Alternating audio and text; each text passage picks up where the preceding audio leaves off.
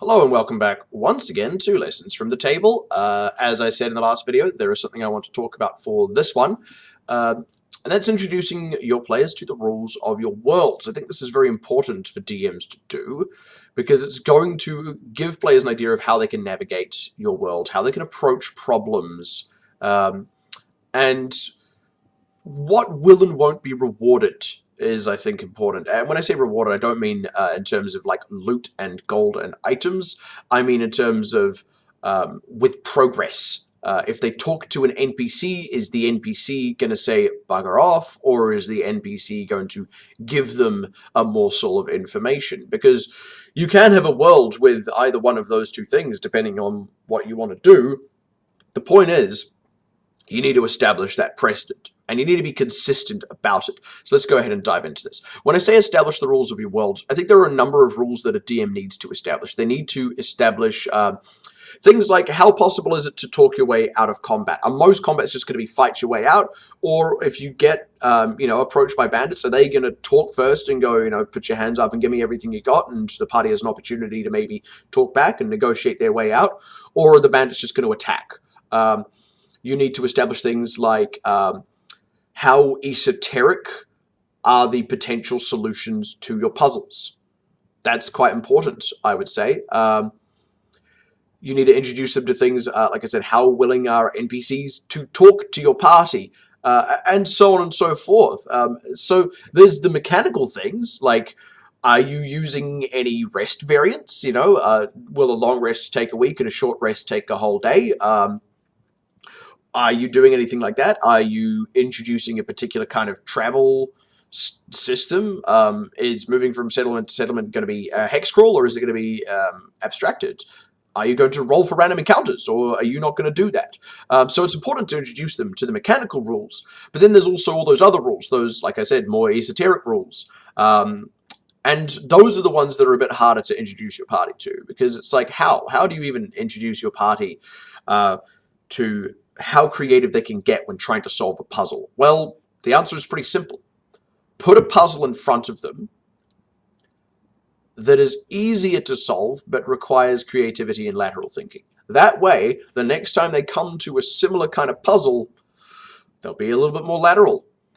I have a lot of door puzzles in my campaign. Just trick doors, strange doors, doors with funky solutions. The one I've been talking about for the last couple of episodes has been the one where you need to be polite to your reflection. I had one recently called the Door of Rudeness. If you tried to open the door, it would fling open in your face. A spectral hand would give you the finger and then smack you in the face and then slam the door shut. And part of the solution was the party had to enter politely. They couldn't just open the door. They had to knock or say, excuse me, can I come in? Or something like that. Now, by the time the party came to this door, they were familiar with this concept that I have these sorts of strange doors. The moment someone tried to open it and like a hand pulled a finger and slapped them in the face and slammed the door shut, they're like, it's one of these. And they immediately got creative. They're like, what lateral solution is going to work here? And they solved it after a time. I think if that had been the first puzzle I threw at them, it might have been a bit more frustrating. The first sort of trick door puzzle I threw at them was far, far simpler than that. And I play off this expectation sometimes as well. I had a door a while ago that was basically going to be, no matter what they tried to do, it wouldn't open for all the creative solutions they employed until they knocked. If they knocked on the door, it would open. And it was to play off the preconception that I'd given them by that point that I have all these wacky trick puzzle doors in my dungeons. Funny enough, the player solved it straight away. He was just goofing around. He was like, I'm just going to knock on the door, see what happens. And it was the solve. And it was hilarious. Even though my puzzle got absolutely decimated and totally didn't work, everyone laughed so hard because they're like, that is so bizarre, and I can see how that would have taken us ages if we hadn't just done that, right? Because of the expectation that they had. So I've established the rules of my world to my players. I've established the rules of my doors and my tricks and puzzle doors in my campaign to my players. They are familiar with that concept, and I can keep deploying these. Now, if every puzzle door they had come to up till this point used a logic puzzle, and I talked about logic puzzles in my last video. If they all used logic puzzles and then suddenly they came up against a trick door, it would suck. They might even get angry because it just so fundamentally breaks the rules that they thought they knew with how doors work in the world. It wouldn't have been fun at all. Even if the solution is hilarious. Even if, you know, they finally ask their reflection to go past, and then the reflection's like, no, after you, they'd be like, well, that's just stupid. It wouldn't be fun. It wouldn't have that same payoff, because that goes against the rules that I have established. So this is why I say it's important to establish rules in your world. So that's the connection to the last couple of videos about puzzles and stuff like that. But like I said, you also need to establish the rules of your world with regards to other things. One of the examples I've used so far is how much information you're going to get from NPCs. I am very simple in my world. Your average Joe doesn't know much. They might even just want the party to bugger off so they can get on with their day, right? If someone is a merchant or a smith, or, you know, they got a job to do, they're probably not going to appreciate the party bogging them down and ask them all sorts of questions. What's your opinion on the king? It's like, I don't fucking know. He's the king. I've got wood to chop. Leave me alone. They might even be outright rude to the party. Even at higher levels. They don't know who the hell the party is. They've got stuff to do day to day. My party know that now. They are well established with that idea. They may approach someone, you know, just a random and go, hey, what town are we in, by the way? And the person will be like, you're in Dasselby, and, you know, wanders off and carries on with their thing. And some people are going to be a little bit more friendly. Some NPCs are going to be chatting, and the party will know because that NPC will be chatting and might even give up a bit of information just as it is. If they want information, they've got to go to the right places. If they want to know about the political landscape, they need to find a way to talk to a politician. If they want to know about the criminal underworld, they've got to find a way into a criminal organization. You know, they've got to find a hideout. They've maybe got to have someone who's got a connection. They have to go to the right places. They can't just approach some schmo. And the most they'll get out of some schmo is, I don't know, ask the mayor. And the party's like, ah, right, yeah, let's go ask the mayor. I've introduced them to the rules of my world. They only on occasion will approach just a random guy in the street now. To the point where they're actually a little bit weary if a random guy in the street approaches them. They were recently in a big city, and someone approached them like, you look new to town, go to this inn. And they were like, I don't think we should go to that inn, guys. And I'm like, there's nothing wrong with the inn. This is just how it works in the big city. Like, this inn's got to fill up. They, you know, send someone out to the front of town to point weary travelers in the direction of their inn to try drum up business. And it was funny. My players actually did end up staying at that inn. They were like, oh, right, everything's fine. And that is another way of establishing the rules of the world, right? Now they know, oh, okay, this is probably how it's going to work in bigger cities where there are a lot of inns competing for business with one another. You know, maybe there are going to be people trying to get us to go to their particular one when we come into town. It's going to be easier to get information about these things because the inns want us to go to them. They need us to go to them in order to survive. When you're in a small town, there's just one inn. They don't give a rat's, right? If you want someone to stay for the night, you go into that inn. There's no other options. So again, I've now established my players, established with them rather, the rules of my world. I've introduced them to the rules of my world. And next time they're in a big city, they'll know that, hey, are there any inns nearby? And some kid's going to overhear and be like, inn, yeah, there's an inn nearby. I'll point you to a good one for one gold piece. Something like that, you know, street urchin trying to make the most of the situation. My players know that now.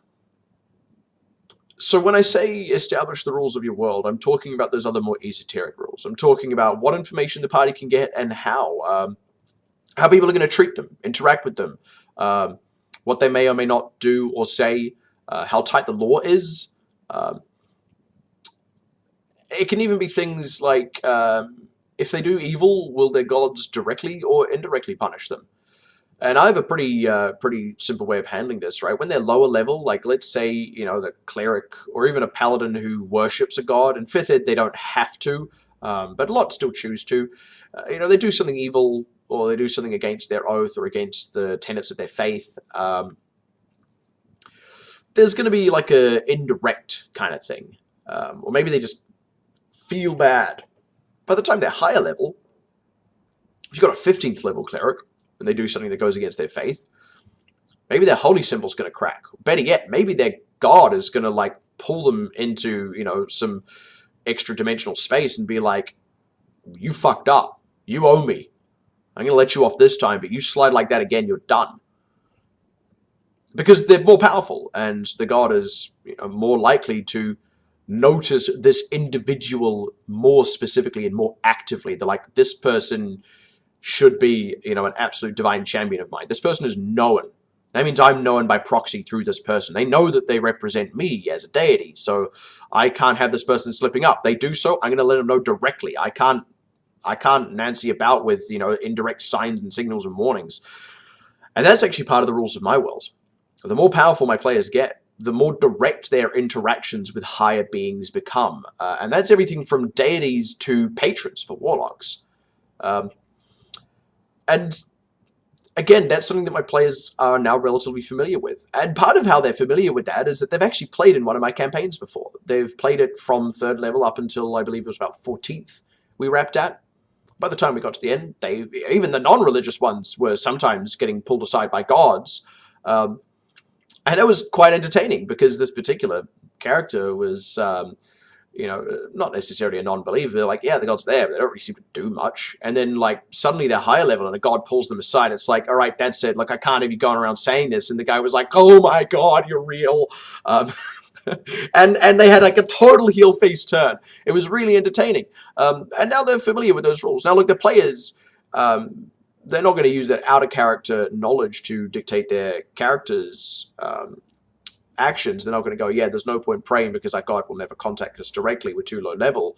But they do know, later on down the line, as they get more powerful, it becomes more feasible for them to maybe interact with their gods, to ask them for favors, you know, all that kind of stuff.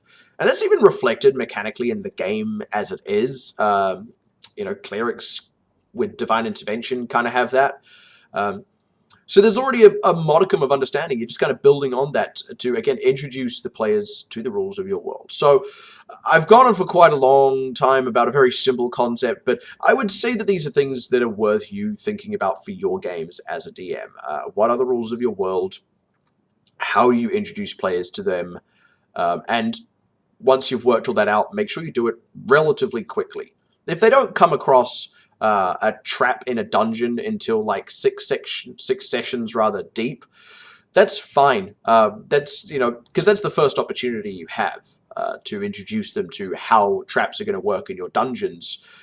But for the most part, try and get it all established as quickly as possible, because then your players are going to navigate the world feeling savvy. They're going to feel immersed, because their characters, initially, the player doesn't really know the world a whole lot, but the character ought to, right? The character should know the customs of places for the most part, especially if they are, you know, from a big city and the party is in that big city.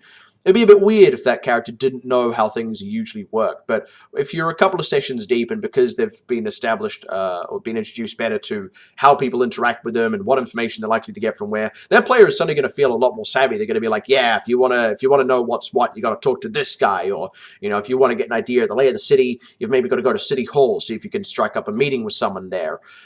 And they're going to feel like the native that their character is supposed to be. So that's just another little piece of importance. It really supports the immersion of the players into your game world, as well as make play more rewarding for the players. Well, thank you very much once again for Lessons from the Table. I've just noticed at the very end of this episode that a little bit of my microphone has been visible the whole time in that top corner and has been wobbling in and out of frame. So I hope you've enjoyed that. Thanks very much for watching, and I'll see you next week.